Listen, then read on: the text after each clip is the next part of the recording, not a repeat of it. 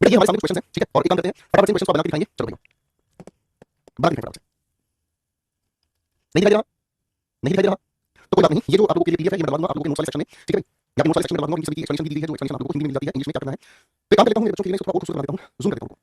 अब तो दिखाई दे रहा है यार, अब ऐसे मत करना, दिखाई दे रहा है ना, ये तो वो काम उठूंगा भी मैं और आपको बनाऊंगा नहीं, है भाई, ऐसे कौन करता है भाई। चलो भाई सारे पहले से दोस्तों भाई नाम के कुछ बेहतरीन क्वेश्चन है, पहले पास वाला बना के दिखाएं। चलो बेटा अब दिखाई दे रहे हैं सारे क्वेश्चंस, बनाओ बनाओ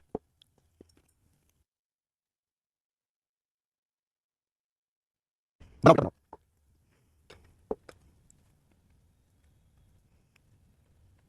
जब आप इस लिखे सवाल को ध्यान से देखोगे तो सवाल के अंदर क्या होगा, there is a very little time, time account करने की जरूरत नहीं है। Question 2, it was a surprising to receive the gift from my brother. Surprise खुद में ही क्या है भाई, सरप्राइज खुद में ही नाउन है, आईएनजी लगाने की जरूरत नहीं है, इट वाज अ सरप्राइज। क्या कहोगे, इट वाज अ सरप्राइज, यही होगा बेटा, ठीक है। या फिर इसी को ठीक करने का दूसरा तरीका है क्या, इसको तरीका दूसरा ठीक करने का आप इसी लिखे हुए या तो क्या करोगे, इट वाज अ सरप्राइज, या फिर तरीका इसे को हटा दो, इट वाज सरप्राइजिंग, ठीक है ना जी। देखो बेटा अब इसके फर्क को समझना, सरप्राइज यहां पर नाउन की तरह यूज किया है, सरप्राइजिंग यहां पर एडजेक्टिव की तरह यूज किया है, और एडजेक्टिव के साथ कभी एक यूज नहीं होता है, ठीक है। We bought 2 dozens mangoes from the market, बताओ इसका करेक्ट आंसर क्या होगा, है भाई। याद आ रहा है नियम, न्यूमेरल के बाद यूनिट और यूनिट के बाद चाहिए नाउन, बेटा जी इस यूनिट को कैसे रखोगे, सिंगुलर रखोगे, करेक्ट है भाई। इस यूनिट को कैसे रखोगे बेटा, सिंगुलर रखोगे, it was a surprise, sorry we bought 2 dozen mangoes, his son in laws. हां भाई कपिल, कपिल भाई कपिल आ जाओ, इसी क्लास में आपको डांट पड़ी थी इसी सवाल के ऊपर भाई, ठीक है बताओ बताओ।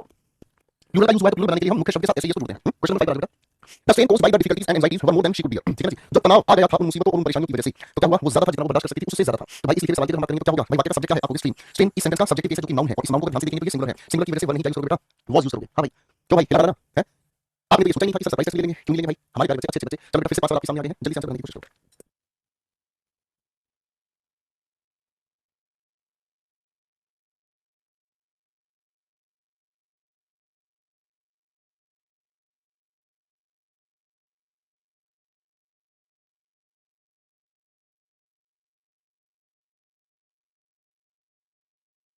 आ जाओ क्वेश्चन नंबर 6 कहता है we need to buy a few more pieces of furniture. सबसे पहली बात बेटा फर्नीचर अपने आप में अनकाउंटेबल होता है, इसका प्लूरल नहीं बनाते, इसका प्लूरल बनाने के लिए हमने पीसेस यहां पर लिखा हुआ है, ठीक है भाई। नेक्स्ट क्वेश्चन हमारे सामने है the paintings of natural sceneries, आप सभी बच्चों को पता है इसे सीन के साथ ईआर जोड़ने की वजह से ये अनकाउंटेबल नाउन है और इसका प्लूरल नहीं बनता है, ठीक है भाई। You shall get all the information, बात ध्यान से देखो, इन्फॉर्म ध्यान से देखो, इन्फॉर्म ये वर्ब है, एशन जोड़ने की वजह से ये क्या है, एब्स्ट्रैक्ट नाउन अनकाउंटेबल होने की वजह से प्लूरल बनाने की जरूरत नहीं है। लेकिन दोस्तों यहां पर हमारे सामने प्लूरल बनाने की बात करना चाहिए तो हम कहेंगे all the pieces of information. अगर हमें प्लूरल बनाना है तो all the pieces of information कहेंगे। My father gave me a pair of binocular, हां भाई ध्यान से समझना, बाइनोकुलर इस तरीके के होते हैं भाई साहब, बाइनोकुलर इस तरीके के होते हैं भाई, हिंदी में इन्हें हम कहते हैं क्या चीज, दूरबीन, ठीक है। आपको इसलिए आइडेंटिकल पार्ट्स मिलाकर बनाना है, बिल्कुल मेरे बच्चे आइडेंटिकल पार्ट बना है, इसलिए तो आप पेयर लगाकर हमें यहां क्या लिखना था, क्या लिखना था आपको, बाइनोकुलर्स ऑन माय बर्थडे, ठीक है। हाँ भाई मजा आ रहा है कि नहीं आ रहा है, पंटर बोलने के फटाफट से। My friend Bharat is one of the best tennis player, बहुत सारे टेनिस प्लेयर में से वो एक है, तो टेनिस प्लेयर्स आप यहां कहेंगे इन द कंट्री, ठीक है। बहुत सारे टेनिस प्लेयर्स में से वो एक है तो इसलिए आप क्या कहेंगे, बहुत सारे प्लेयर्स लिखने का काम करेंगे। हाँ भाई पंटर बताने का बात समझ आ रही है कि नहीं आ रही है, जिनको बात समझ नहीं आ रही है वो फटाफट से लाइन तोड़ के आ गया, जो उनको एक मुक्का लगने का फटाफट से। चलो भाई 5 सवाल फिर से आ रही है तुम्हारे सामने, कोई फालतू नहीं बोली करिए। चलिए भाई मोनिका कवलजीत रेणु जी फटाफट से, कुमारी कपिल कवलदीप प्रदीप बताने का आंसर फटाफट से, और मैं चुपके फटाफट से अमरूद खाएगा तुम्हारे सामने, पता नहीं चलेगा तुमको।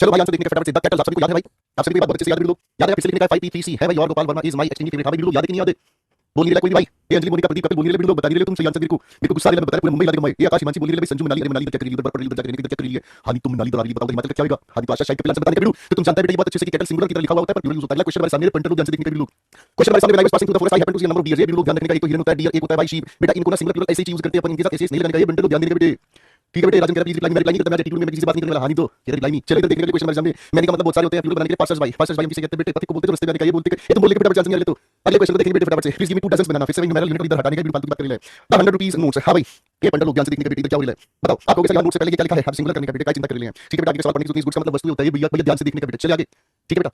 कब बेटे गलत बात है बेटे, जबरदस्ती क्वेश्चन में एरर बनाने वाले इंसान को ना बेटे, जबरदस्ती एरर बनाने वाले इंसान को ना यमराज अपने भैंसे की जगह रखता है, यमराज भैंसे पे घूमता है, जो गलत आंसर जानबूझ के बनाने का ध्यान रखता है उसको भैंसे की जगह यमराज रख लेता है। अब सोच भैंसा कैसे बनाया जाएगा भाई। चलो भाई पंटर लोग फटाफट से क्वेश्चन 20 22 23 26 बनाएगा, ये ध्यान से देखने का दायित्व लेगा, घड़ी पहना है, क्वेश्चन आंसर की बना ले भाई। हां नहीं तो हां भाई आज मैं एटीट्यूड में है, हां नहीं तो मैं बात नहीं करेगा आज पूरी लोगों से। चलो फटाफट से, सब सारा सोच रहा है कि सरप्राइज टेस्ट के नाम पर हमसे गलती करा दिया गुरुजी, हां नहीं तो सिरा सो रहा है, मुर्गा भलेगा। कल के क्वेश्चन का पीडीएफ नहीं नोट्स में नहीं देगा तुमको, जादू है बाबा बंगाली का, सारी पीडीएफ गायब कर दी बेटा, सारा टीचर गायब कर देगा सर, इसी साल सारा टीचर गायब हो जाएगा, हर जगह तुम्हें एक ही नाम दिखाई देगा, यूयू गोपाल वर्मा, टेंशन नहीं लेकर फालतू बोलते हैं। हां नहीं तो चलिए बेटे बोलो फटाफट से, ये बेटा काला सोना, this is black gold boys, okay. हां नहीं तो क्वेश्चन देखने का आई न्यू द टाउन, मैं जानता टाउन किधर, so I was able to advise him where to go, तो मैं उसको बताने का बेटे को किधर जाने का है, मैं उसको बताने का बेटे को किधर जाने का है। क्वेश्चन है बिल्कुल सिंपल, खटाक से आंसर बताने का है। देखो बेटा इस एडवाइस को हम नाउन की तरह यूज करते हैं और इसको हम यूज करते हैं वर्ब की तरह से बेटा, तो टू के साथ फर्स्ट वर्ब आते ही इधर ये गड़बड़ होती है, ठीक है ठीक है। इधर अगला क्वेश्चन देखने का बिल्कुल लिखा ही है कि note as per my advice, मेरी सलाह के अनुसार उसने काम नहीं किया बट समबडी एल्स, ठीक है ना। तो समबडी एल्स का मतलब किसी दूसरे की सलाह, समबडी एल्स के साथ आपको उसके साथ लगाना पड़ेगा, मेरी बात समझ में। एक सवाल इसी के साथ निकल रहा हूं मैं, कहूं एक छोटा सा सवाल, this is not my bag but this is somebody else, बेटा इसका हिंदी पढ़ के चल फटाफट से बताने का, जो आंसर बता ले उसको चाटा लिखने का भाई, आज वो जो आंसर लिखने का बनाना में ऐसा लगेगा, हां बनाना में ऐसा लगेगा भाई, बनाना चाहिए इसको हम। थैंक यू सोनू भाई, मैं तेरा फिक्र करते तेरा आंसर पढ़ दिया मैंने, यार मेरा बैग नहीं किसी और का है, इसका के चक्कर में उसको लगाना पड़ेगा, ठीक है भाई। मेरा इसकी जरूरत नहीं, आपकी इंग्लिश सेक्शन में पेज नंबर 99 पर दिया गया है, ठीक है ओके भाई, ठीक है या फिर पेज नंबर 99 इंग्लिश सेक्शन में दिया गया है। The writer of this poetry is Wordsworth, ठीक है ना। तो इस पोएट्री का, सब पोएट्री को लिखने की कला होती है, आप कहेंगे यहाँ पर का पोएम। इस पोएम के जो लेखक हैं वो कौन है भाई, वर्ड्सवर्थ साहब हैं, ठीक है जी। ओके गाइस, आगे क्वेश्चन आते हैं। वन ऑफ द, सब बहुत सारे असिस्टेंट में से एक ही बात कही गई है, असिस्टेंट कहा जाएगा। Principle of the college was arrested by the police yesterday evening on charging fraud, है ना। चार्जिंग का मतलब तो चार्जर लगा दिया है, ऑन द चार्जेस, यानी जो आरोप है वो कौन से हैं, फ्रॉड के आरोप हैं, ठीक है बेटा, मतलब समझ में आ गई। ओके चलिए बेटा, अगले क्वेश्चन बताते हैं। एज पर एन अमेंडमेंट, सुधार जो हमने किया है, कानून में सुधार हमने किया है, the salaries of all the employee of any firm are supposed to be paid by the seventh. Seventh का मतलब क्या हुआ, सेवंथ का बेसिकली यहाँ पर सेवंथ पे कमीशन है शायद, ये आईपीडी के पेपर में पूछा जाता है। बताओ, अब सवाल बिल्कुल सिंपल है, यहाँ सभी की बात कही है तो सभी की वजह से एम्प्लॉय क्या होना चाहिए, प्लूरल होना चाहिए, ऑल एम्प्लॉइज। मेरी बात समझ में आ गई। थोड़ा छोटा दिन देख के आगे लगता है नहीं नहीं, आज मेरा मन था कि आपको एक सरप्राइज टेस्ट दूंगा, आज मेरा बस यही मन था कि आप लोगों को एक सरप्राइज टेस्ट दूंगा, ठीक है। और कोई बात नहीं बच्चों, ठीक है। पता है एक छोटे से सरप्राइज टेस्ट से ना आप लोगों की रिवीजन हो जाएगी, प्रीवियस ईयर पेपर क्या पूछता है उसके रेटिंग सवाल आपके सामने है, ठीक है। देखो इनकी क्या कॉन्फिडेंस आ रहा है, बहुत क्वेश्चन बन रहे हैं, तो बेटा यही खूबसूरती है बस, इसीलिए लोग दीवाने हैं गोपाल वर्मा के। चलिए चलिए क्वेश्चन बनाएंगे, वन के बाद जो भी आ रहा है लिया है। बहुत सारे राजाओं में से एक राजा Akbar, she always fed her childrens. देखो बच्चों, चाइल्ड अपने आप में क्या होगा, आपको सिंगल होगा, बेटा चिल्ड्रन क्या होगा, आपको सिंगल होगा। तो इस लोगों के साथ ऐसे थोड़ी जोड़ देंगे, करेक्ट है। शिवम बेटा जल्दी करना है, आपको यूनिट दिया हुआ है, आप चाहे एक दिन में पूरा सिलेबस पढ़ लो, ठीक है बेटा। यहाँ पर क्लास एक चीज पढ़ाई जाएगी, one should have their teeth check, तो आप यहाँ पर सब्जेक्ट क्या कर रहे हो, एक संख्या लिख रहे हो, इसके पोजीशन के लिए हमें क्या चाहिए, one teeth check every 6 months, correct बेटा। क्वेश्चन 19 बताओ, द पावर सप्लाइंग इन, क्या लिखा है, the power supplying in many states has badly affected. बताओ भाई, बताओ भाई। अरे सप्लाइंग लिखने की जरूरत क्या है, नाउन की तरह से लिखना है, द पावर सप्लाई, ये नाउन है बच्चों, नाउन से पहले क्या होगा, एडजेक्टिव होगा। पावर सप्लाई कई सारी स्टेट्स में बहुत बुरी तरह से प्रभावित हुई है, इसलिए पेपर में पूछा। The lions kill the animals and eat his meat, यहाँ सब्जेक्ट है दोस्तों, आपको लायंस, लायंस क्या है, प्लूरल है, प्लूरल होने की वजह से इट्स नहीं, आप यहाँ पर क्या कहेंगे, दे कहेंगे। हाँ जी समझ आ रहे बच्चों, किसी की कोई शिकायत है तो हमको बताएं, आपकी शिकायत का जरूर करेंगे भाई। चलो बेटा आखिरी 5 सवाल बचे हैं, इसके बाद हम बात करेंगे आगे दूसरे नए टॉपिक के बारे में। यहाँ कह रही है शिवम को बात समझ नहीं आती, शिवम को बात इसलिए समझ नहीं आती, ये वो बच्चे हैं जो ये चाहते हैं कि बस हमें एक दिन में इंग्लिश आ जाए, ठीक है। और जिन बच्चों ने एक दिन में इंग्लिश सीखनी है वो मेरा साथ नहीं निभाते हैं बेटा। जब आपने इसको पावर सप्लाई किया है, सप्लाई किस तरह का नाउन है, तो आपको इससे सिंगुलर कैटेगरी का नाउन है, सिंगुलर के अकॉर्डिंग तो है सही है तो लगाएंगे बेटा, है तो लगाएंगे, ठीक है। अच्छा समझ में, जो सब्जेक्ट प्रीपोजिशन से पहले आएगा, जो पहले आएगा वही सब्जेक्ट होगा। एरर अप्रोक्सीमेट कर दिया, एरर अप्रोक्सीमेट कर दिया, ये उम्मीद नहीं थी तुमसे। चलिए भाई क्वेश्चन बनाना शुरू करेंगे। पहला सवाल, द मेमोरेंडा। देखो भाई, हमने छोटी सी बात समझी थी कि किसी शब्द के अंत में यूएम लिखा हो तो इसका प्लूरल बनाने के लिए ए हम बना देते हैं। जैसे मैंने एक शब्द आपके सामने लिख दिया भाई मीडियम, प्लूरल बनाने के लिए आपने क्या लिख दिया बेटा, प्लूरल बनाने के लिए आपने एक शब्द बना दिया मीडिया, प्लूरल हो गया, है ना। तो मेमोरेंडा प्लूरल है, प्लूरल होने के लिए आर की जगह सही है, आर ऑन द टेबल, तो इसलिए वाक्य में कोई गड़बड़ नहीं है। बात समझ में बेटा, इसमें कोई दिक्कत नहीं है, ठीक है जी। मेमोरेंडा अपना पहले से ही प्लूरल है। One of the most interesting feature, one of के बनाने वाला बहुत सारे फीचर्स में से एक, यानी कि ये हमारे सामने फीचर्स लिखा होना चाहिए था, ठीक है जी। Okay, one of the most interesting features of travel in Himachal Pradesh, ठीक है जी। Fine, in Himachal Pradesh is the large number of travellers lodges provided by the state government to the whale its tail is the sole mean of propulsion. जो whale मछली है सिर्फ उसकी पूंछ ही अकेला ऐसा साधन है जिसकी वजह से वो क्या करते हैं, अपने शरीर को आगे बढ़ाते हैं। मीन के दो अर्थ होते हैं, वर्ड की तरह होता है क्या चीज, अर्थ बताना, अर्थ होना। इसी मीन को एडजेक्टिव का यूज करते हैं तो इसका अर्थ होता है सेल्फिश। लेकिन अगर मीन को हम प्लूरल बनाते हैं मींस, तो मींस का मतलब होता है क्या चीज, स्रोत, ठीक है। जैसे आप कहते हैं मींस ऑफ अर्निंग, है ना, आप कहते हैं means of transport, means of communication, ठीक है बेटा, करेक्ट है। तो ये सारे सारे खूबसूरत शब्द हैं, तो बेटा सोल मीन नहीं, आप कहेंगे मींस, ठीक है। ऑल द गर्ल स्टूडेंट्स, आप क्या कहोगे, स्टूडेंट्स लिखा हुआ है तो गर्ल के साथ स्टूडेंट्स लिखना काफी है, ऑल द गर्ल स्टूडेंट्स, ठीक है है ना। जैसे स्टेप ब्रदर्स है, ब्रदर्स इन लॉ है, हेडमास्टर्स है, ठीक है। Love for ours environment is enough to protect nature, ठीक है। तो भाई हमारे एनवायरनमेंट के लिए, ठीक है। हालांकि ये चीज में प्रोनाउन भी अच्छे से समझ में आएगी, ये चीज में प्रोनाउन भी अच्छे से समझ में आएगी, ठीक है भाई, इसमें क्लियर।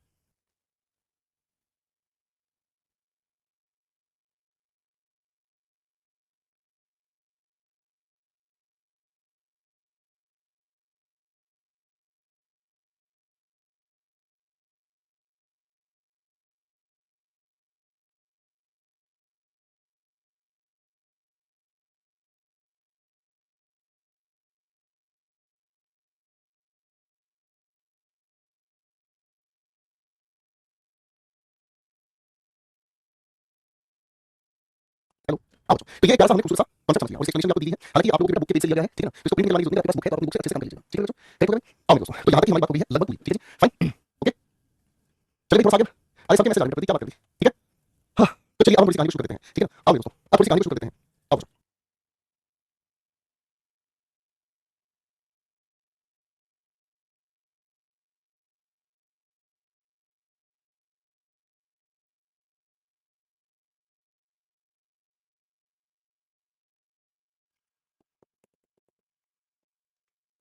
मेरे प्यारे दोस्तों, आज हम आपके साथ मिलकर टॉपिक पढ़ना शुरू कर रहे हैं और इस टॉपिक का नाम है प्रोनाउन, ठीक है फाइन।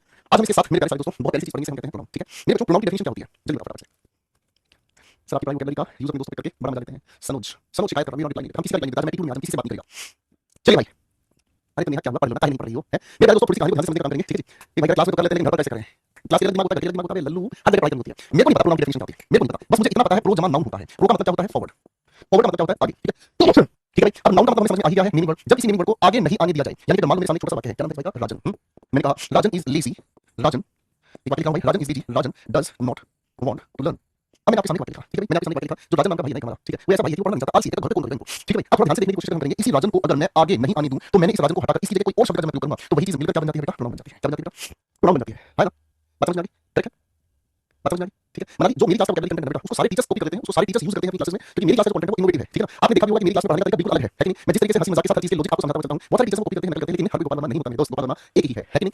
तो प्रोनाउन की अगर हम बात करते हैं तो प्रोनाउन की छोटी सी डेफिनेशन तैयार करेंगे आज सारे बच्चे a word which replaces a noun एक ऐसा शब्द जो नाउन को रिप्लेस कर देता है क्यों रिप्लेस कर देता है टू अवॉइड इट्स रिपीटिशन जो इसके रिपीटिशन को इजाजत नहीं देता भाई हमने क्या कहा नाउन को हमने यहाँ पर रिप्लेस कर दिया है क्यों रिप्लेस कर रहे हैं क्योंकि एक ही नाउन को बार-बार लिखते हुए कोई भी वाक्य बहुत अच्छा नहीं लगता सुंदर नहीं लगता ठीक है बच्चे हाँ ठीक है बेटा बात समझ में आ गई अब बच्चों हम पूरे प्रोनाउन का सिलेबस तैयार कर लेते हैं पहले पूरे प्रोनाउन में क्या पढ़ना है सारे बच्चे सिलेबस लिखेंगे फटाफट से सबसे पहले हम लोगों ने डेफिनेशन पढ़ी ठीक है ना और प्रोनाउन का सेंस समझ में आया कि प्रोनाउन एग्जैक्टली क्या सेंस क्रिएट करता है मेरी बात समझे प्रोनाउन क्या सेंस क्रिएट करता है ये चीज हम लोगों ने थोड़ी खूबसूरत तरीके से समझने की काम करती है ठीक है हां ना करेक्ट है इजी बात समझ में आ गई ठीक है अब थोड़ा सा ध्यान से समझना दूसरी बात हम समझने की कोशिश करेंगे इसके काइंड्स और इसी के साथ-साथ इसके हम क्वेश्चंस की भी प्रैक्टिस करेंगे ठीक है ना काइंड्स को पढ़ेंगे और इसके साथ-साथ हम इसकी खूबसूरत सी प्रैक्टिस भी करेंगे हर टाइप के प्रोनाउन की प्रैक्टिस करेंगे ठीक है ना कुछ हम लोगों को समझना है मिक्स्ड डिफरेंसेस मिक्स डिफरेंस का मतलब क्या होता है कुछ प्रोनाउन जिनकी हिंदी एक जैसी लगती है ठीक है ना कुछ ऐसे हमारे शब्द होते हैं जो देखने में एक ही जैसे लगते हैं एक ही जैसे हमारे लगते हैं और एक ही जैसे शब्द हमारे लगते हैं उनके बीच का फर्क कैसे कैसे लिखा जाता है उनका फर्क कैसे किया जाता है वो हमें थोड़ा सा ध्यान से समझने को मिलेगा ठीक है और इसके बाद हम लोग आप सभी के साथ मिलकर करेंगे एक खूबसूरत सी क्या चीज प्रैक्टिस ठीक है क्या करेंगे भाई इसके साथ मिलकर एक खूबसूरत सी प्रैक्टिस ठीक है ना और बिल्कुल जब आखिर में हम आएंगे तब हम एडवांस लेवल पर समझेंगे हम ये समझने का काम करेंगे कि आखिर नाउन और प्रोनाउन एक दूसरे के अगर लड़ाई में आ जाए तो दोनों में क्या क्या फर्क हो सकता है ठीक है जी बात समझे बेटा बुक से कर लेते हैं कि कर लेते तो वो भी आपके लिए ठीक है हम करेंगे ठीक है बेटा बात समझ में आ गई चलिए शुरू करें तो आइए कहानी को शुरू करते हैं तो सबसे पहले हम आपके साथ मिलकर कहानी को शुरू करते हैं दोस्तों हमने डेफिनेशन प्रोनाउन की सेंस को समझा इसी बात को एक बार फिर से लिख देते हैं इसी बात को एक बार ध्यान से फिर से लिख देते हैं ये हम लोगों को पूरा कंटेंट पढ़ना है ये हमारे सामने लिखा हुआ है प्रोनाउन की डेफिनेशन हम लोगों ने लिखी है भाई आज एक एक करके फिर से समझने का काम करते हैं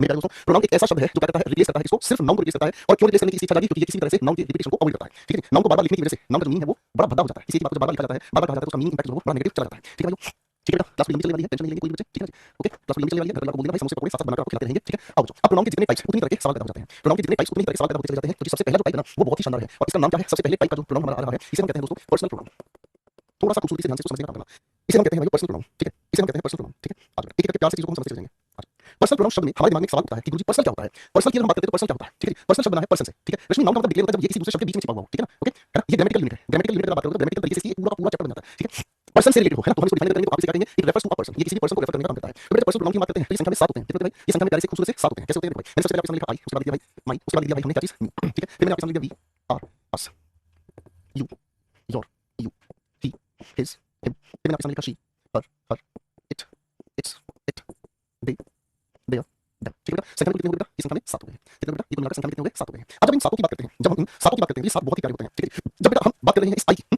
पहले इनका यूज बताता हूं जब इस आई की हम बात करते हैं तो आई हमेशा सिंगुलर की तरह यूज होता है इसलिए इसके साथ आती है हमेशा क्या चीज सिंगुलर हेल्पिंग वर्ब चाहिए बेटा सिंगुलर हेल्पिंग वर्ब ठीक है फिर दूसरी बात हमारे सामने आती है बेटा दूसरी बात हमारे सामने आती है कि ये प्लूरल हो जाता है ये प्लूरल हो जाता है दो टेंसेस में कौन से दो टेंसेस एक को प्रेजेंट का इंडेफिनिट और एक भाई जिसे हम कहते हैं प्रेजेंट का परफेक्ट इन दो के साथ ही हमेशा प्लूरल की तरह लेकर चलता है आपको इसलिए साथ यूज होती है हमेशा प्लूरल हेल्पिंग वर्ब ठीक है भाई जब इस वी की हम बात करते हैं तो वी हम यूज करते हैं किसके लिए भाई प्लूरल के यूज करते हैं इसलिए इसके साथ होती है हमेशा प्लूरल हेल्पिंग वर्ब ठीक है जब इस यू की हम बात करते हैं तो भाई इस यू का कॉन्सेप्ट ध्यान से समझना मेरे सामने आप एक अकेले हैं मैं आपके लिए यूज करूंगा सिर्फ यू का यूज करूंगा मेरे सामने आप अकेले यू हैं मैं आपके लिए यूज करूंगा सिर्फ यू का यूज करूंगा मेरे सामने आप सभी लोग हैं आप सभी के लिए यूज करूंगा आपको यूज करूंगा है कि नहीं यानी कि हमारे सामने अगर एक है या एक से ज्यादा ऐसा मतलब सिंगुलर बेटा पी का मतलब हमारे सामने कोई भी हो चाहे एक हो एक से ज्यादा हो लेकिन इसके साथ आती है हमेशा कौन सी हेल्पिंग वर्ब भाई प्लूरल हेल्पिंग वर्ब आती है ठीक है है ना जब इस ही की हम बात करते हैं तो ये सिंगुलर के साथ चलता है लेकिन मैस्कुलिन की बात करेगा शी की हम बात करते हैं ये सिंगुलर के साथ चलेगा लेकिन फेमिनिन की बात करेगा इट का यूज हमको नहीं पता किसके साथ आएगा लेकिन आएगा ये सिंगुलर हेल्पिंग वर्ब के साथ दे की हम बात करेंगे तो भैया ये यूज होता है किसके साथ हमेशा प्लूरल हेल्पिंग वर्ब के साथ ठीक है बेटा यहां तक बात अच्छे से समझ में आ रही यहां तक बात अच्छे से समझ में आ रही क्लियर है हाँ कि ना चलो ये भी बात समझ में आ गई बेटा अगर ये वाली बात हमें अच्छे से समझ में आ रही है तो एक बात ध्यान से रखना आपकी क्लास में अगर मैं बोल रहा हूं तो अपने लिए क्या यूज करना आपकी क्लास में अगर मैं बोल रहा हूं अपने लिए क्या यूज करना आई का यूज करना यही होगा आपकी क्लास में अगर मैं बोल रहा हूं अपने लिए आई का यूज करना इसका मतलब ये जो आई है अपने आप में बोलने वाला इंसान यूज करेगा है कि नहीं अगर बोलने का काम हम सब कर रहे हैं तो मैंने आपके सामने कहा जोर से बोलो तो आपको जोर से बोलो तो जनता बोलो है ना इसका मतलब हम सब बोलने का काम किया इसका मतलब जो पहली कैटेगरी हमारे सामने आई है ये जो पहली कैटेगरी हमारे सामने आई है ये पहली कैटेगरी खूबसूरत है इस पहली कैटेगरी को हमने फर्स्ट पर्सन कह दिया और हकीकत में अगर हम देखें तो बोलने वाला इंसान अपने लिए प्रयोग करता है ये कौन हो गया अपने आप में स्पीकर हो गया है ना मैं आपकी क्लास में बोल रहा हूं तो आप सभी कौन है आपको हम सब सुनने वाले हैं आपको आप सभी कौन हो गए भाई आपको हम सब सुनने वाले हैं तो भाई साहब ये जो यू लिखा हुआ है ये यू कौन सी कैटेगरी बन गया भाई सेकंड कैटेगरी और ये कैटेगरी हमारे सामने आ गई सुनने वाले की एक कैटेगरी कौन सी बेटा सुनने वाले की है ना ये बात समझ में आ गई अब अगर किसी भी कन्वर्सेशन की बात करते हैं मान लीजिए एक लड़का इधर है एक लड़की इधर है ठीक है लड़के ने कहा क्या कहा लड़के ने कहा आई लव यू ठीक है जी भाई साहब लड़की ने कहा आई लव यू है ना तो भाई साहब ये हमारे पास स्पीकर है और ये हमारे पास कौन है लिसनर है तो जब भी कोई कन्वर्सेशन होती है ना जब भी कोई कन्वर्सेशन होती है तो कन्वर्सेशन हमेशा दो के बीच होती है बोलने वाले के और सुनने वाले के बाकी ये जितने गंदे बच्चे बच गए ही शी इट ये सभी इस परिवार में आ गए आपको सभी को हमने दिया तीसरी कैटेगरी में क्यों क्योंकि कन्वर्सेशन में बेचारे पार्टिसिपेट नहीं करते इसलिए हमने इसे कह दिया नॉन एक्टिव पर्सन हमने इसे क्या कह दिया बच्चे नॉन एक्टिव पर्सन इनकी आपस में बातचीत नहीं है कि नहीं कोई लेना नहीं है किसी कन्वर्सेशन से ठीक है भाई तो मेरे भाई ये हमें बात अच्छे से समझ में आ रही है क्या बात समझ में आ रही है कि जब हम किसी पर्सन की बात करते हैं तो पर्सन कितने हिस्सों में बढ़ गया पहला स्पीकर बोलने वाला दूसरा सुनने वाला और तीसरा वो जिसका सिर्फ जिक्र हो सकता है लेकिन वो कन्वर्सेशन में पार्टिसिपेट नहीं करता वो कन्वर्सेशन में पार्टिसिपेट नहीं करता ये बात समझ ठीक है अब बच्चों आज एक प्यारी खूबसूरत सी नन्ही सी मेरे दिल में एक बात आ रही है वो बात क्या है आपको कैसे जितने भी हमारे सामने I we you he she it they आपको कैसे सभी के सभी लिखे हुए वाक्य के सब्जेक्ट की तरह यूज होते हैं इसलिए क्या कहोगे सब्जेक्टिव केस कहोगे क्या कहोगे बेटा आप कहोगे बेटा इन्हें हम सब्जेक्टिव केस कहते हैं ठीक है बेटा करेक्ट फाइन ये सभी के सभी हमारे क्या है भाई ये सभी के सभी हमारे पॉजेसिव केस हैं भाई ठीक है जी अगर इसकी हम बात करते हैं तो ये सभी के सभी हमारे क्या है बेटा ऑब्जेक्टिव केस है ठीक है बेटा करेक्ट प्रतीक बेटा मैं ये पढ़ा रहा हूं आप पढ़ाई ध्यान दो बेटा ठीक है यहां तक बात समझ आ गई भाई अब यहां से एक और खूबसूरत सी बात हमें समझ आती है और क्या बात आती है सर अगर मैं इस आई का प्रयोग करता हूं तो मैं आपकी क्लास में अकेला बोलने वाला आई यूज करूंगा इसी आई का प्रयोग क्या होगा वी होगा हाँ कि ना भाई ये यू अपने आप में सिंगुलर है ये यू अपने आप में प्लूरल है कि नहीं भाई लिसन का सिंगुलर प्लूरल है अब नॉन एक्टिव पर्सन की हम बात करते हैं तो इस ही का प्लूरल क्या है दे शी का प्लूरल क्या है दे एक का प्लूरल क्या है दे तो इनका मतलब हमें समझ में आ गया हर एक पर्सन के पास अपना अपना सिंगुलर अपना अपना प्लूरल है बोलो हां बेटा यहां तक बात समझ आ रही मैं फिर से बोल रहा हूं हर एक पर्सन का क्या बोल बेटा हर एक पर्सन का अपना अपना सिंगुलर अपना अपना प्लूरल बहुत ही अच्छे से दिया गया है हां जी बात समझ में आ गई बात समझ में आ गई बेटा ठीक है भाई ओहो हमारा फोन हमारे हाथ से गिर गया बात समझ में आ गई बेटा चलिए थोड़ा सा आओ भाई अब थोड़े से प्यार की बात को आगे बढ़ाते हैं ठीक है इसके कुछ टाइप के कॉन्सेप्ट जो हमें आगे देखने को मिलेंगे लेकिन उससे पहले मैं कुछ सेंटेंसेस आपके सामने लिख रहा हूं सेंटेंसेस को ध्यान से देखने की कोशिश करना ठीक है ना बेटा सेंटेंस में आप ठीक कर सके तो जरूर ठीक करने की कोशिश कीजिएगा ठीक है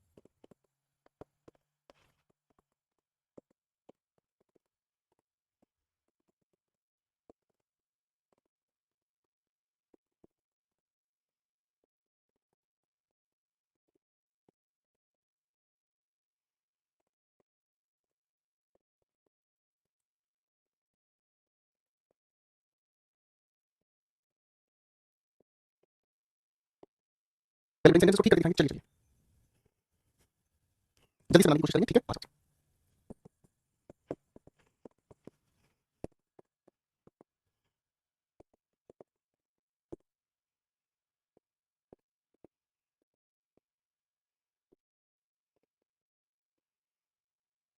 चलो बनाने की कोशिश करो फटाफट से।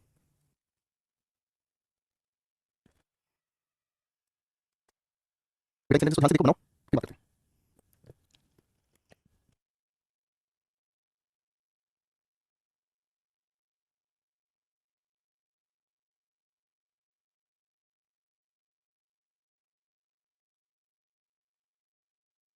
अब लैपटॉप से कमेंट्स नहीं आ रही, मेरे को नहीं पता लैपटॉप कैसे चलाते हैं। ओके, सवाल पढ़िए सारे आप लोगों ने, ठीक है।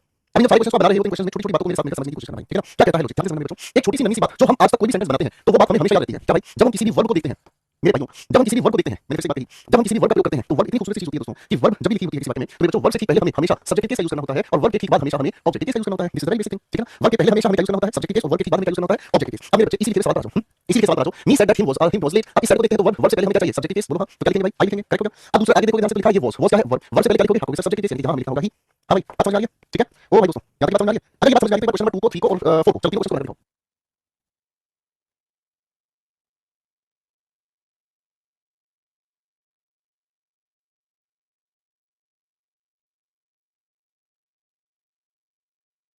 चलिए चलिए, सीकर राजस्थान से प्यारा है आप सभी के लिए बच्चों। अब आपने कहा इसलिए वर्ब से पहले सब्जेक्ट केस होना चाहिए, इसलिए हमने he is a good doctor. Shikha invited they, आपको इसलिए वर्ब के बाद ऑब्जेक्ट केस होना चाहिए, इसलिए इस दे को हटाकर हमने डन कहा, ठीक है बेटा। आगे ना, अब देखो भाई सवाल हमारे सामने है, to I the situation is normal. आप इस लिखे सवाल को हल करने से पहले एक छोटी सी नन्ही सी प्यारी सी बात को याद रखेंगे बेटा। एक छोटी सी नन्ही सी प्यारी सी बात को याद रखेंगे बेटा। और नन्ही सी प्यारी सी बात क्या है, ये लिख दिया हमने प्रीपोजिशन, ठीक है। ये हमने लिख दिया प्रीपोजिशन। जब प्रीपोजिशन हम लोगों ने लिखने का काम किया, बहुत प्यार से इसको देखने की कोशिश करना। देखो बेटा, प्रीपोजिजन एक खूबसूरत शब्द होता है। कैसे खूबसूरत शब्द होता है, प्रीपोजिशन के ठीक बाद हम हमेशा एक ही प्यारा सा कैटेगरी का केस लिखते हैं और इसे हम कहते हैं ऑब्जेक्टिव केस। क्या कहते हैं, इसे हम कहते हैं बेटा ऑब्जेक्टिव केस, ठीक है। बात समझ गए आप, केरला से हैं, ओ माय गॉड, लवली केस यार, ठीक है। तो जब आप किसी भी लिखी हुई प्रीपोजिशन को ध्यान से देखते हैं तो प्रीपोजिशन के बाद हमेशा ऑब्जेक्टिव केस चाहिए। टू एक प्रीपोजिशन है, इसी की वजह से ऑब्जेक्टिव केस मिलेगा। इस लिखी हुई वर्ब का सब्जेक्ट क्या है, द सिचुएशन, ठीक है दोस्तों। बात समझ में आ गई बेटा, अरे हाँ ना, करेक्ट बेटा। नेक्स्ट क्वेश्चन को ध्यान से देखते हैं, 4 में क्या है बेटा, आपको प्रीपोजिशन है, प्रीपोजिशन के बाद में क्या चाहिए, ऑब्जेक्टिव चाहिए, इसलिए इसे दे को हटाकर हमने क्या लिख दिया भाई, डन लिख दिया। आगे जब हम पढ़ते हैं दोस्तों, हमें लिखना जरा सेंट क्या है, वर्ब की वजह से ऑब्जेक्टिव केस में लिखना पड़ा, इसलिए हमने वर्किंग लिख दिया। हां जी बच्चों, कैसी बात ले रही है, बताओ बताओ। हाँ कि ना, ठीक है भाई। प्रीपोजिशन देख लो फिर से एक बार, oh my god sorry sorry. हाँ, प्रीपोजिशन के बाद हम हमेशा क्या यूज करते हैं, आपको मेरे दोस्तों ऑब्जेक्टिव केस, ठीक है ना। एक भाई कह रहा था मैं यूएसए से हूं, अब बेटा टाइम पास करने लगे तो मैं बिल्कुल नहीं कहूंगा, आप मानोगे नहीं, मुझे पता है कि आपने शैतानी बना ली है। To in on with for across, preposition की छोटी सी लिस्ट बना दूं ना, है ना। मैंने लिख दिया था भाई टू इनटू, ये सब क्या है हमारे सामने, ये सब नई नई प्यारी जो चीजें हैं, ये सभी हमारी प्रीपोजिशन है दोस्तों। ये सब हमारी प्यारी हमारी प्रीपोजिशन है, ठीक है। अब ये सारी दोस्तों प्रीपोजिशन हो गई है, तो फिर तो आपके लिए सवाल आसान हो गया है। Between she and I, between का क्या है बेटा जी, आपको प्रीपोजिशन है। प्रीपोजिशन के बाद ये दोनों शब्द लिखे ऑब्जेक्टिव केस में होने चाहिए थे, यहाँ पर इस शी को हटाकर हमें क्या लिखना पड़ा, हर इस आई को हटाकर हमें क्या लिखना पड़ा, मी, है ना। अब देखो हिंदी को समझने का काम करते हैं, उसके और मेरे बीच अंडरस्टैंडिंग अच्छी है, ये बात समझ आ गई बेटा, करेक्ट हो गया। फाइन, आगे चलिए बेटा, अगले क्वेश्चन पर आते हैं भाई, ठीक है। क्वेश्चन नंबर 3 में, क्वेश्चन नंबर 3 में हर होगा ना, एक बार फिर से देखिएगा। क्वेश्चन नंबर 3 में हर होगा, शिखा इनवाइटेड देम लिखेंगे, देखा ऑब्जेक्टिव केस यहाँ हर लिखेंगे भाई, क्या बात है भाई। नेक्स्ट क्वेश्चन को ध्यान से देखिए बेटा, current distributed the money between, इस बिटवीन को देखते ही हमें समझ में आया प्रीपोजिशन है। प्रीपोजिशन के बाद दोनों ऑब्जेक्टिव केस चाहिए भाई। यू की जब हमने लिस्ट बनाई थी तो हमने लिखा यू योर यू, इसका subjective case possessive case objective case तीनों आपके सामने है, तो सब्जेक्ट ऑब्जेक्टिव केस सेम ही है बेटा। ये ऑब्जेक्टिव केस ही को हटाकर इसको ऑब्जेक्टिव केस में लिख देंगे। हां भाई इजी, हां भाई इजी, करेक्ट हो गया।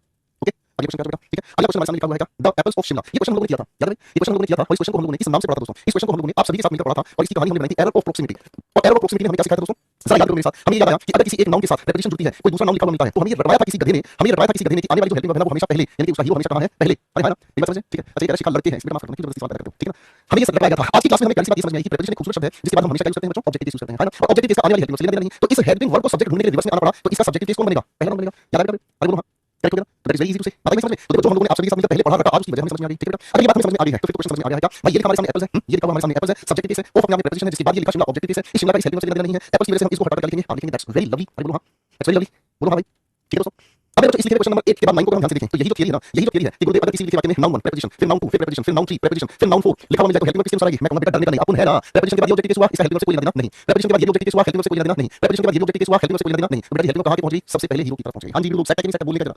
हां भाई हीरो लिखती थी मैंने नोट्स में, याद आ गया। चलिए बहुत अच्छी बात है बच्चे। तो आपको क्या याद रहेगा बेटा, ध्यान से समझने की कोशिश करना। इस लिखे हुए सेंटेंस की हम बात करते हैं तो बहुत ध्यान से समझना। अंडर अपने आप में प्रीपोजिशन है की वजह से ऑब्जेक्टिव केस, हेल्पिंग वर्ब से लेना देना नहीं। इन प्रीपोजिशन है बेटा, आगे लिखा हुआ क्या होगा, ऑब्जेक्टिव केस प्रीपोजिशन की वजह से बन गया ऑब्जेक्टिव केस। तो बेटा बॉक्सेस यही हमारे सेंटेंस का क्या है, सब्जेक्टिव केस। और बेटा प्लूरल की वजह से हम प्रेजेंट इंडेफिनिट के अनुसार क्या यूज करते हैं, वर्ब की फर्स्ट फॉर्म यूज करते हैं। क्या यूज करते हैं, वर्ब की फर्स्ट फॉर्म। हां जी सेटिंग हो गई बढ़िया सी, ए चुन्नू के पापा सेटिंग हो गई बढ़िया सी, ठीक है भाई। तो भाई यहाँ सेटिंग हमारी फिट एंड फाइन हो गई है तो बेटा जी हमने छोटे छोटे नियम पढ़े पिछली क्लासेस में, जिसको हमने रटा उसको भी अच्छे से समझ लिया और रटने के चक्कर में एक और नीट हमारे सामने हमने खुद बना दी। चलो भाई मैं आपके सामने फिर से कुछ दिन दहाड़े सवाल दे रहा हूँ, बिल्कुल चरणदास खिला के सवाल को चरणदास खिला के दे रहा हूँ, ध्यान से बनाना। किसी ने भाई साहब 10 बता दिया तो ध्यान रखना, शेरा आएगा बिल्कुल चुपके से जहां आप बैठे हैं, आपको गर्दन पे काटेगा सीधा। बताओ क्वेश्चन लिख रहा हूं, शिकायत फटाफट से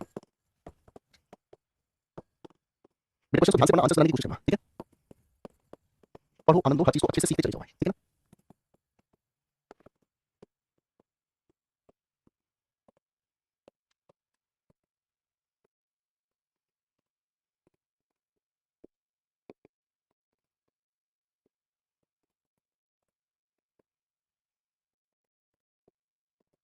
क्वेश्चन लिख रहा हूं, ठीक है। ध्यान से क्वेश्चन को बनाने की कोशिश करेंगे भाइयों।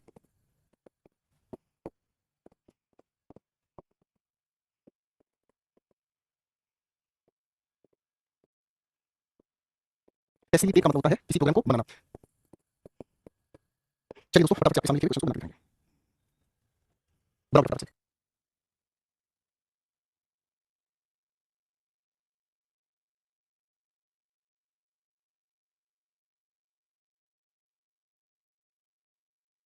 अब सवाल को ध्यान से देखने की कोशिश करना। He with I am going there. आप पहले सवाल को देखिए समझिए। इस ही सब्जेक्ट के से विद लिखा प्रीपोजिशन है, प्रीपोजिशन की वजह से ऑब्जेक्ट के से आएगा, इसलिए आई को हटा कर लगा दिया। इसी की वजह से आने वाली हेल्पिंग वर्ब का कोई लेना देना नहीं है, तो ही के अनुसार एम को हटा कर कैलकुलेट बेटा अब देखो आप इसलिए वाक्य को कैसे लिखेंगे, आप लिखेंगे he with me is going there. आपको इसे पढ़ने में बड़ा अजीब लग रहा है, आपको मेरे बच्चे को पढ़ने में बड़ा अजीब लग रहा है, मजा नहीं आ रहा है ना, मजा आपको नहीं, बिल्कुल मजेदार नहीं लग रहा है, पढ़ने में तो अजीब लग रहा है, तो देखने की कोशिश करेंगे तो ऐसा लग रहा है जबरदस्ती पढ़ना पड़ रहा है। तो बेटा इसको कैसे ठीक पढ़ा जा सकता है, आप इसी लिखे हुए वाक्य को एक छोटा सा एक्सपेरिमेंट करके देख सकते हैं। इस लिखे हुए विद मी को यहां से हटाकर वाक्य के आखिर में टिका के देखो, ठीक है ना, ये एक्सपेरिमेंट है, यहां से इसको हटाकर वाक्य के आखिर में रखकर देखो, तब आपको समझ में आएगा अच्छा ये माल जो है भैया, ठीक है भाई।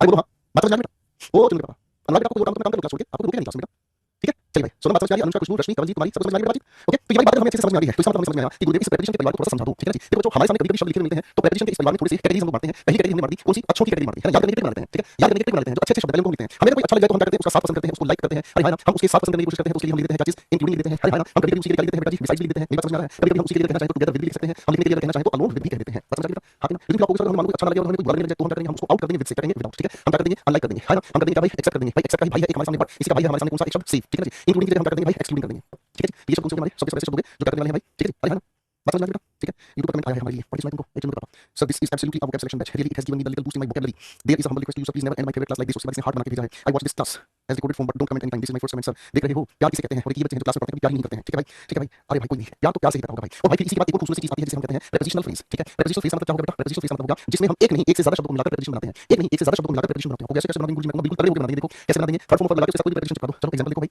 सबसे पहले मैंने आपके सामने लिख दिया फॉलोड बाय, चल दिया बेटा फॉलोड बाय, ठीक है। मैंने आपके सामने कहा असिस्टेड बाय, ठीक है, ऐसे शब्द ना बड़े आसानी से याद हो जाएंगे। कैसे थर्ड फॉर्म ऑफ प्रेपोजिशन तो है, मैंने आपके सामने लिख दिया क्या चीज, प्लीज्ड विद, अरे हां ना, मेरी बात समझ, लेड लेड मतलब नेतृत्व करना, एलईडी कैसे देते हैं, एलईडी लेड बाय। तो ऐसे कितने शब्द लिखो, कहानी सिर्फ एक ही है, प्रेपोजिशन आखिर में होने की वजह से इनके बाद हमेशा क्या यूज होगा बेटा जी, ऑब्जेक्ट की चीज होगा, क्या यूज होगा भाई, ऑब्जेक्ट की चीज होगा, हां ना। तो फिर आज फिर किस बात की देरी है भाई, सारे सवाल निकाल देंगे, हम चिंता काहे कर रहे हो। याद बेटा पहला सवाल, she like I am a doctor, ये लाइक नाम क्या है बेटा, प्रेपोजिशन, प्रेपोजिशन की वजह से ऑब्जेक्ट की चीज लगाना होगा, मी लगा दिया। अब इस मी का एम से मतलब नहीं, तो शी के अकॉर्डिंग एम को हटा कर क्या लगाएंगे इज, तो बेटा इसी लिखे वाक्य को हम कैसे लिख सकते हैं, she like me is a doctor. मेरी बात समझे बेटा, चाहो तो एक्सपेरिमेंट करने के लिए, सिर्फ एक्सपेरिमेंट करने, ऐसा करना नहीं है हकीकत में, ये सिर्फ एक्सपेरिमेंट है। आप इसे उठाकर वाक्य के आखिर में टिका दो, ठीक है ना, आप इसे यहां से उठाकर भाई इसको यहां से हटा दिया, वाक्य के आखिर में रख दिया, पढ़ के देखो she is a doctor like me, आपको ये जचेगा, आपको ये बहुत अच्छा लगेगा, जचेगा, बोलो हां, समझ रहे, बोलो हां, बिल्कुल इजी हो गया। करंट विदाउट दे, बेटा इस विदाउट को ध्यान से देखो, आपको ये तो प्रेपोजिशन है, प्रेपोजिशन की वजह से ऑब्जेक्ट की इसलिए हमने यहां देन लिखा, बेटा करंट की वजह से क्या लिखेंगे सर, है नहीं, हमने लिख दिया हैज, इजी हो गया, कोई दिक्कत नहीं भाई, हां इजी हो बेटा, कोई दिक्कत नहीं, हां ना। आगे बढ़ते हैं, she followed by the students were in the ground, sir यहां फॉलोड हमारे सामने क्या है, थर्ड फॉर्म ऑफ वर्ब के साथ जुड़कर बनती है प्रेपोजिशन, क्या कहोगे, आपको अगर सवाल भी पहचान लिया, इसे तो हम प्रेपोजिशनल फ्रेज कहते हैं। कुल मिलाकर ये स्टूडेंट्स का ऑब्जेक्ट केस है, तो सब्जेक्ट क्या है हमारे सामने, शी के अकॉर्डिंग हम क्या यूज करेंगे भाई साहब, वॉज, अरे बोलो हां, ठीक है बेटा, बोलो हां, करेक्ट हो गया, इजी हो गया। चलो बेटा, बेटा पेपर में इसको उठाकर आखिर में रखना नहीं, सिर्फ पढ़ने के लिए है, ये सिर्फ पढ़कर देखने के लिए है, क्या इस फ्रेज को उठाकर आखिर में रखोगे ना तो आपको समझ में आएगा अच्छा हेल्पिंग वर्ब इसके अनुसार कैसे यूज हुई है। क्वेश्चन नंबर 5 6 7 को बनाते हैं बच्चों, क्वेश्चन नंबर 5 6 7 को बनाते हैं, ध्यान से देखो बेटा। Question number 5 I accept, accept नाम में क्या है, प्रेपोजिशन, प्रेपोजिशन की वजह से क्या चाहिए बेटा जी, ऑब्जेक्ट केस, इसी को हटाकर यहां क्या लिख दिया भाई, हिम, इस ऑब्जेक्ट केस का लेना नहीं हेल्पिंग वर्ब से, तो आई के अकॉर्डिंग हैज को हटाकर हमने क्या लिख दिया बेटा, हैव लिख दिया, खत्म, ठीक है। अब सेंटेंस को पढ़कर देखना चाहो तो पढ़ के देख सकते हो, आपको I have seen the movie except him, खत्म, खत्म भाई, हां ना, इजी हो बेटा। अब देखो इस सवाल की बात करते हैं, ही ना बट यहां पर कैसे यूज हुआ है, प्रेपोजिशन की वजह से ऑब्जेक्ट केस, आई हटाकर हमने क्या लिख दिया, मी लिख दिया, ऑब्जेक्ट केस का आंसर मतलब नहीं, ही ना की वजह से हम क्या चाहिए, सिंगुलर केस, वाक्य पढ़कर देख लेंगे हम, ही ना but me is ready to do this, clear हो बेटा, है ना। आप इस सवाल को भी देख लेते हैं, Shreya assisted by, assisted third form of है, बाय प्रेपोजिशन लिखा है, इसे देखते ही आपको समझ में आ गया कि ये तो गुरुजी अपने आप में प्रेपोजिशनल फ्रेज है, प्रेपोजिशनल फ्रेज की वजह से ये ऑब्जेक्ट केस में आएगा, हमने यहां लिख दिया हिम, बाबू श्रेया के अनुसार मेरे बच्चों यहां क्या लिखोगे आप, इज लिखोगे, हां जी बात समझ आ गई बेटा, हां जी सारे बच्चे कमेंट्स में एक्टिव हो जाओ, बात समझ आ गई बेटा, जल्दी से आ जाओ भाई कमेंट्स में एक्टिव हो जाओ, बात अच्छे से समझ आ रही है, खुशबू रश्मि मनाली हेल्प कर तुम्हारी, हाँ ना, चलो ये बात समझ आ गई, ठीक है। अब आओ बेटा, ठीक है, अब थोड़े से कॉन्सेप्ट को आगे बढ़ाते हैं। अब हमारे बच्चों के मन में एक सवाल आया, अभी पूछा किसी ने नहीं है, ठीक है ना, हमारे बच्चों के मन में सवाल आया कि गुरुदेव हमने तो इस लाइक को आज तक वर्ब की तरह पढ़ा है, बिल्कुल आएगा इस सवाल दिमाग में। अब हमारा स्टूडेंट तो दिमाग में सवाल आएगा, ठीक है ना, लाइक को गुरुजी हमने तो आज तक वर्ब की तरह पढ़ा है, और वर्ब की तरह हमें समझ में आता है इसका meaning to love, to choose, to select, ठीक है, मेरी बात समझ में आ रही है, टू अडोर, टू रिस्पेक्ट, हमें तो इसका ये अर्थ समझ में आता है, जब हम किसी को लाइक करते हैं तो उसे प्यार भी करते हैं, पसंद भी करते हैं, चुनाव भी करते हैं, मेरी बात समझ में आ रहा है, अरे बोलो हाँ, हमेशा करते हैं, इससे कोई दिक्कत नहीं है, बात समझे, ठीक है ना। रिस्पेक्ट की जगह हम प्रेफर भी इसमें कह सकते हैं, प्रेफर का मतलब भाई इनमें से एक को चुनना, ठीक है, तो वर्ब की तरह से यूज करते हैं, तो वाक्य बनाए, ठीक है। जैसे मान लीजिए आपके सामने कहा किरण लाइक्स क्रिकेट, किरण नाम का कोई इंसान है जो क्रिकेट को पसंद करता है, किरण नाम का कोई इंसान है जो क्या करता है भाई, आपको भी साहब वो इंसान क्रिकेट को पसंद करता है, बोलो हाँ, ठीक है, अच्छी बात है, क्रिकेट पसंद करने लायक चीज है कि नहीं, ठीक है दोस्तों। अब थोड़ा सा आगे चलते हैं भाई, ठीक है, अब थोड़ा सा आगे चलते हैं भाई, ओके। फिर भाई इसी लाइक को जब हम प्रेपोजिशन की तरह यूज करते हैं दोस्तों, जब इसी लाइक को हम प्रेपोजिशन की तरह यूज करते हैं, तो ये बताने का काम करता है हमें प्यारा सा नन्हा सा कंपैरिजन, इसकी हिंदी निकल कर आती है की तरह, या फिर इसकी हिंदी निकल कर आती है के जैसे, ठीक है की तरह या के जैसे, ठीक है, बात समझ में आ गई, ओके, आगे ना चलिए। अब अगर हम इस बात को ध्यान से समझेंगे, उदाहरण से समझने की कोशिश करते हैं, जैसे मैंने आपके सामने कहा I like she is a doctor, आपने कहा सर मैं उसकी तरह एक डॉक्टर हूं, ठीक है। तो बेटा इसको हमने ठीक कैसे किया था, इसको हमने ठीक कैसे किया था साहब, लाइक के लिए लिखा प्रेपोजिशन, प्रेपोजिशन की वजह से ऑब्जेक्ट केस, शी को हटाकर लिखा, इस आई के अनुसार हमने इसको हटाकर एम लिखा, अरे बोलो हां, इसी लिखे हुए वाक्य को अगर हम ठीक से लिखकर पढ़ना चाहें तो हम कहेंगे आई एम अ डॉक्टर, और उसके बाद लिखेंगे लाइक, और उसके बाद हम लिख दिया, ठीक है, मैं एक डॉक्टर हूं उसकी तरह या उसके जैसे, मेरी बात समझ में आई, ठीक है बेटा, क्या है, ओके, ये भी इजी हो गया। अब मेरे बच्चों के दिमाग में सवाल आएगा, सर बात सिर्फ लाइक तक नहीं है, सर बात सिर्फ लाइक तक नहीं है, हम तो आपको डिसलाइक भी कर देंगे, ठीक है। फिर कुछ बच्चों का सिर्फ कुछ डिसलाइक नहीं, अनलाइक कर देंगे, गुरुजी एक काम करो, जो भी करेंगे बता देना बाद में, डिसलाइक लाइक का फर्क भी हमें बता दो, हां भाई बता दूं, वो चलो पापा बता दूं फटाफट से, है ना, इधर आओ, देखो बेटा डिसलाइक भी अपने आप में क्या है, एक वर्ब, इसका मतलब क्या होता है, ये जितने भी हमारे सामने अर्थ लिखे हैं इन सभी के आगे सिर्फ नॉट लगा देना, ठीक है ना जी, यानी कि नॉट टू लाइक, ठीक है ना, यानी कि इसका मतलब क्या होगा, ना पसंद करना, ना चुनाव करना, ठीक है, किसी चीज को नहीं आप चुनाव करते हैं, ना पसंद करना या ना चुनाव करना, किसी चीज को आपने चुनाव नहीं किया, किसी चीज को आपने नहीं सेलेक्ट किया, ठीक है, डिसलाइक, जैसे चलो इसका एक वाक्य बना देते हैं, जिसमें कहा कि ना डिसलाइक्स मिसबिहेवियर, इस तरह के व्यवहार को हिना बिल्कुल पसंद नहीं करती है। ठीक है जी, है ना? क्लियर बेटा? है ना?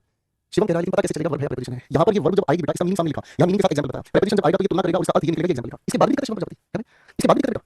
इसके बाद भी दिक्कत है तो फिर तो डेफिनेटली गलती है बेटा। शायद या तो मैं जो लिख रहा हूँ वो नहीं देख रहे हो, या फिर जो मैं बताना चाहता हूँ वो नहीं देख रहे हो। अनलाइक नाम क्या है? प्रीपोजिशन है। अनलाइक नाम क्या है बेटा? प्रीपोजिशन है। ठीक है जी। अनलाइक नाम क्या है भाई? एक प्यारी सी प्रीपोजिशन है। ठीक है जी। फाइन। अब ये प्रीपोजिशन जब बनता है तो इसका मतलब निकल आता है क्या? Not like that of, not like that of, यानी जब हम तुलना करते हैं, ठीक है ना, तो वो किसी और के जैसा नहीं होता। ठीक है ना? चलो अभी उदाहरण लिखा हूं, हिंदी से बना के दिखाना। ठीक है ना? अगर मैंने आपके सामने कहा Karan is a doctor unlike Neha, चलो मेरे बच्चों एक बार मुझे बताओ इसकी क्या मीनिंग समझ में आई? सर मेरी बेटी भी आपकी क्लास को देखती है, 3 साल की है। अरे वाह, चलिए तो बहुत अच्छी बात है, कांग्रेचुलेशन कर दीजिए ना। चलो बेटा फटाफट से बताने की कोशिश करेंगे। तो आप कहेंगे सर करण एक डॉक्टर है, मेरी यानी कि नेहा की तरह नहीं। अब इसका मतलब निकल आता है या तो नेहा डॉक्टर नहीं है, या तो नेहा डॉक्टर नहीं है, या फिर सही मतलब निकल आता है कि जैसी नेहा डॉक्टर है ना वैसी डॉक्टर शायद करण नहीं है। ठीक है ओके। अब इसी परिवार में दो शब्द और भी परेशान करेंगे। ठीक है इसी परिवार में दो शब्द और भी परेशान करेंगे। एक लिखा है बट, क्या लिखा है बट। ठीक है कोई बात नहीं, समझ लेंगे बेटा। जब बट की हम बात करते हैं तो बट हमें बताने का काम करता है सबसे पहले कंजंक्शन। कंजंक्शन के अनुसार इसका अर्थ निकल आता है लेकिन, परंतु, या फिर हम इसी को कहते हैं क्या चीज? किंतु। ठीक है ये हमेशा क्या बताता है? कंपैरिजन है ना? नहीं कंजंक्शन। और जब कंजंक्शन बताने का काम करता है तो ये लिखे हुए वाक्य में विरोधाभास बताता है, जिसको हम अंग्रेजी में कहते हैं दोस्तों कॉन्ट्रडिक्शन। क्या बताता है? कॉन्ट्रडिक्शन। कॉन्ट्रडिक्शन का मतलब क्या हुआ?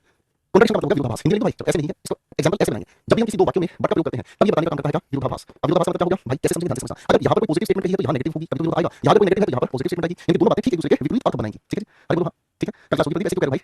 आगे 5 मिनट की क्लास ले लो बेटा। ये सारे जो कॉन्सेप्ट मैं बता रहा हूं ये आपस में जुड़े हुए हैं, इसलिए बता रहा हूं, अदरवाइज इसको बात मैं आपको परेशान नहीं करना चाहता। ठीक है ये तो मैं मन कर गया कि पहले नाउन का एक छोटा सा टेस्ट लेता हूं। ठीक है जी? जैसे अगर मैंने आपके सामने कहा,